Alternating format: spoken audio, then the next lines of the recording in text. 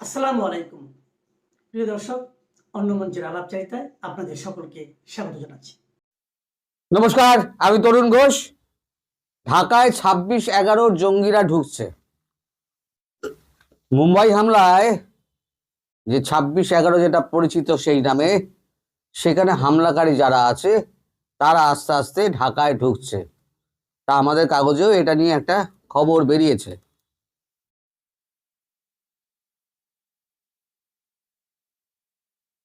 খবরের গুরুত্বপূর্ণ অংশটা আমি পড়ছি আপনাদের কাছে।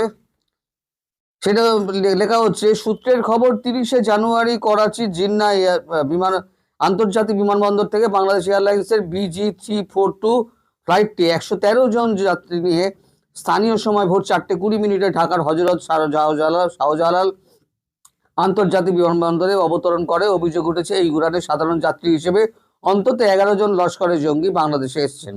কয়েকজন পাকিস্তানি পাসপোর্টের ছবি প্রকাশ করা হয়েছে সংবাদ মাধ্যমে। তাতে বলা হয়েছে, ইব্রাহিম মাহিজুল্লাহ, মুসাম্বিল এবং মোহাম্মদ রসুল নামের লস্করের জঙ্গিরা ঢাকায় পৌঁছেছে। সূত্রের দাবি, পাকিস্তান থেকে আসা সন্ত্রাসবাদী গোষ্ঠীর সদস্যদের মধ্যে মুম্বাই হামলার সঙ্গে যুক্ত থাকতে পারে বলে সন্দেহ। নিরাপত্তা বিশেষজ্ঞরা মনে করছে, বাংলাদেশে পাক জঙ্গি সংগঠনগুলির সদস্য হয়ে যাওয়া অস্বাভাবিক কিছু ঘটনা নয়, কারণ বাংলাদেশ এখন পাকিস্তানের গুপ্তচর সংস্থা ISI এর অবাধ ক্ষেত্র। বাংলাদেশের এক নিরাপত্তা বিশেষজ্ঞের কথায়, বাংলাদেশের সেনাবাহিনীর এখন ISI এর প্রভাব যথেষ্ট। এই সুযোগে জঙ্গি সংগঠনগুলি কাজে লাগিয়ে ISI বাংলাদেশে গ্রাউন্ড ওয়ার্ক সেরে ফেলেছে, যা ভিত্তি করে ভবিষ্যতে ভারত বিরোধী তৎপরতা বাড়াতে পারে ISI।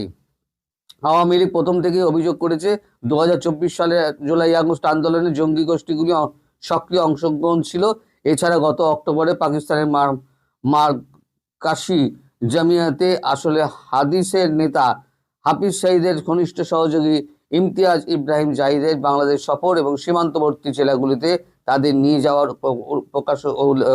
কথা উদ্বেগভাবে প্রকাশ করা হয়।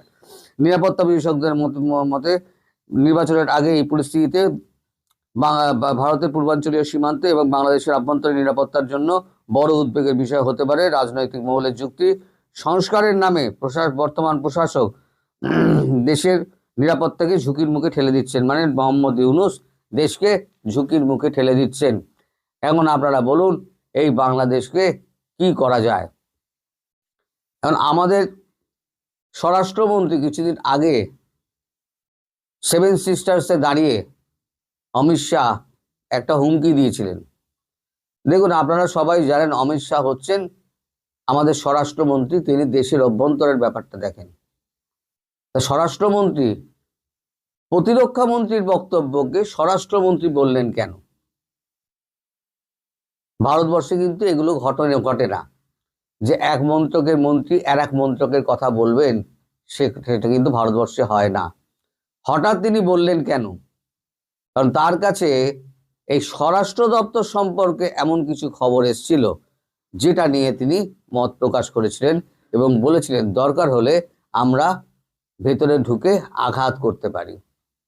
এই যে আমাদের টিমটা যে এখন এতে যাচ্ছে, আমেরিকা গিয়েছে, আমেরিকাতে এই সমস্ত কথাবার্তা হয়ে গেলে, বাংলাদেশ সম্পর্কে চুক্তিপুক্তি সম্পাদিত হয়ে গেলে, আমি যেটা বহুদিন আগে থেকে আপনাদের বলছিলাম, যে নির্বাচনের আগে অথবা নির্বাচনে 2-4 দিন এদিক ওদিক হতে পারে, একটা বড় ঘটনা ঘটবে। ভারতবর্ষ কিন্তু আর সহ্য করবে না। আপনারা যদি মনে করেন নরেন্দ্র মোদী চুপ করে বসে আছেন, তাহলে পরে ভুল। মাঝে মাঝে আমিও রাগ করেছি, কিন্তু পরবর্তীকালে খবর নিয়ে দেখেছি নরেন্দ্র মোদী এই সমস্ত ব্যাপারে যথেষ্ট রকম নজর রেখে চলেছেন এবং তিনি ঠিক সময়ের অপেক্ষা করছেন। এর পরের ভিডিওতে, সন্ধ্যের ভিডিওতে, আমি আপনাকে একটা ঘুড়ি ওড়ানোর গল্প আপনাকে শোনাবো, যেটা নরেন্দ্র মোদী করেছেন। ঘুড়ি ওড়ানোর সঙ্গে কূটনৈতিক সম্পর্ক কি থাকে, সেটাও কিন্তু নরেন্দ্র মোদী বুঝিয়ে দিয়েছেন। মানে একজন চাওলা, আপনারা যাকে অপমান করেন, সেই চাওলার দর্শন আপনারা ধারে কাছে পৌঁছাতে পারবেন। তো যাই হোক, এখন এই যে ঢাকায় যে 26/11 সব জঙ্গি পঙ্গি এরা সব ঢুকছে, এতে কিন্তু ভারতের কাছে সুবিধে হয়ে গেল। এক পাকিস্তানকে মারার ক্ষেত্রে সুবিধে হয়ে গেল। পাকিস্তান তো নিশ্চিতভাবে ভাঙবে। পাকিস্তান কিন্তু নিশ্চিতভাবে ভাঙবে, পাকিস্তানের কিন্তু মানে ভাঙা শুরু হয়ে গিয়েছে। আর একটা খবর আপনাদের দেখাই এই প্রসঙ্গে, সেটা হচ্ছে আফগানিস্তান বালুচিস্তানের একটা খবর বেরিয়েছে। এখানে খবরটা হেডিং হচ্ছে এগিয়ে আসুন তরুণী জঙ্গির বার্তা ভিডিওয়ে। মানে বালুচিস্তান কোন জায়গায় গেছে আপনাদের আমি বলি। আমি মাঝে মাঝে বালুচিস্তানের খবর বলি না, বালুচিস্তান ভেঙে বেরিয়ে যাবে, বালুচিস্তান বেরিয়ে যাবে, তারপর আপনার পিওকে বেরিয়ে যাবে, গিলগিট বালতিস্তান বেরিয়ে যাবে, আফগানিস্তানের সঙ্গে তো মারপিট চলছে। মানে পাকিস্তান ভাঙার একেবারে চূড়ান্ত অবস্থায়, খণ্ড খণ্ড হওয়ার অবস্থায় চলে এসছে। এখানে খবর যেটা বেরিয়েছে সেটা হচ্ছে ক্যামেরার দিকে তাকিয়ে হাসি মুখে তরুণী বললেন, বালুচ সমাজ, আজ আপনাদের এক বোন পাঞ্জাবি সেনার মুখোমুখি দাঁড়িয়েছে, এবার আপনাদের সাহস অর্জন করে এগিয়ে আসা উচিত। ভিডিও শেষে দেখা গেল অন্য এক তরুণীর রক্তাক্ত মৃতদেহ। বালুচিস্তান লিবারেশন আর্মির দাবি তাদের নাম হাওয়া বালোচ এবং আসিফা মেঙ্গাল। গত কয়েকদিনের ধরে পাকিস্তানের বালুচিস্তান প্রদেশে সেনার বিরুদ্ধে চলা হামলায় ফিদায়ে বা আত্মঘাতী জঙ্গিদের মধ্যে অন্যতম জেনজির এক সদস্য, দুই তরুণী। বিএলএ তরফে যে হামলার সাম্প্রতিক নাম অপারেশন হেরাফ। সাম্প্রতিক সময় বালুচিস্তানে এত বড় হামলা চালায়নি জঙ্গিরা। শনিবার রাত থেকেই পাল্টা অভিযান শুরু করেছে পাক সেনা। বালুচিস্তানের মুখ্যমন্ত্রী সরফরাজ মুফতি জানিয়েছেন, গত 40 ঘন্টায় লড়াইয়ে 145 জন জঙ্গি নিহত হয়েছে।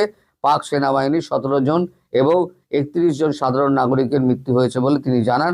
বালুচ জঙ্গিদের পাল্টা দাবি, পাক নিরাপত্তা বাহিনীর 200 জনের বেশি সদস্য নিহত হয়েছেন। বালুচ জঙ্গিদের ভারত মদদ দেয় বলে দাবি করেছিল ইসলামাবাদ, গতকাল সেই দাবি উড়িয়ে দিয়েছে দিল্লি। এখন এরা সবকিছুতেই ওই বাংলাদেশের মতোই সবকিছুতেই এরা ভারতবর্ষের হাত দেখে। যা হয় রানে কিয়া ইন্ডিয়া নে কিয়া, আর বাংলাদেশে যেটা হচ্ছে সেটা হচ্ছে সব হচ্ছে ভারত বিরোধী। যা করছে ভারতের অঙ্গুলি হেলনে হচ্ছে। আরে ভারত যখন করবে না প্রকাশ্যে করবে, যখন মারবে প্রকাশ্যে মারবে, তখন কিন্তু আর কোনো রকম মানে মাপজোক করবে না, যেটা খুব শিগগিরই এগিয়ে আসছে। আপনারা হয়তো ভাবছেন যে কিছুই হচ্ছে না, যা চেপে রেখে দিয়েছে ইউনূস সরকার, নিজেকে বুঝতে দিচ্ছে না। ইউনূস সরকারের অবস্থা কিন্তু ভেতরে ভেতরে খুব খারাপ। যে কোনো দিন ইউনূস পালাতে পারে, যে কোনো দিন পালাতে পারে, আপনারা দেখে নেবেন। আমি আপনাদের বলে রেখে দিলাম, ইউনূস এখন তার সাগরের যারা আছে সব কিন্তু বাইরের পাসপোর্ট রেখে দিয়েছে। যখনই দেখবে ভোটের একটু গন্ডগোল হচ্ছে, আন্দাজ পাচ্ছে ভোটের নায়ের সংখ্যা বেশি পড়বে, হ্যাঁ সংখ্যাটা জোর করে যদি করতে যাই তাহলে পরে একেবারে গন্ডগোলের সৃষ্টি হবে। সুতরাং এই ভোটের আগে অথবা ভোটের পরে 3টে দিন যে সময় আছে তার মধ্যে যে যার ভাগার প্ল্যান করবে, এটা আমি আপনাদের বলে রেখে দিলাম। আর পাকিস্তানের ব্যাপার, পাকিস্তানকে মারার জন্য তৈরি হয়ে আছে, শুধু ট্রাম্প ইরানে ঢুকুক। আন্তর্জাতিক ক্ষেত্রে যে অবস্থা হয়ে রয়েছে এখন, সেটা হচ্ছে চারদিকে গন্ডগোল, পরে আমি ব্যাখ্যা করব। এখন ভিডিও বড় হয়ে যাবে, তাই আর ভিডিও বড় করব না। পাকিস্তানকে মারার যথেষ্ট ক্ষেত্র তৈরি হয়েছে, কারণ ওখান থেকে জঙ্গি অনুপ্রবেশ ঘটাচ্ছে বাংলাদেশে, আর বাংলাদেশে মারার জন্য ক্ষেত্র তৈরি হয়ে রয়েছে, কারণ ভারত বিরোধিতা করতে গিয়ে ভারতবর্ষের ওপরে হামলার একটা ক্ষেত্র তৈরি করে ফেলে দিয়েছে আমাদের বাংলাদেশের ইউনূস সরকার। ফলে দু দেশের ওপরে ভারতবর্ষের জোড়া ফলার কিন্তু আক্রমণ যে কোনো দিন হবে। আমি যতবার বলেছি যে কখনো হয়তো দুটোর দিকে একসঙ্গে হতে পারে, পূর্ব পশ্চিমে, অথবা পূর্বে আগে হবে পশ্চিমে পরে হবে, অথবা পশ্চিমে আগে হবে পূর্বে পরে হবে। তবে একসঙ্গে হওয়ার চান্সটা বেশি। যেটা হবে একসঙ্গে হবে, সেটা চূড়ান্ত সিদ্ধান্ত, যা হবার সেটা হয়ে যাচ্ছে। বিকেলবেলা সন্ধ্যেবেলা ভিডিওটা দেখবেন, তাহলে আপনাদের কাছে সব পরিষ্কার হয়ে যাবে। আজ এখানে শেষ করছি। সবাই ভালো থাকবেন, সুস্থ থাকবেন এবং সাবধানে থাকবেন। নমস্কার।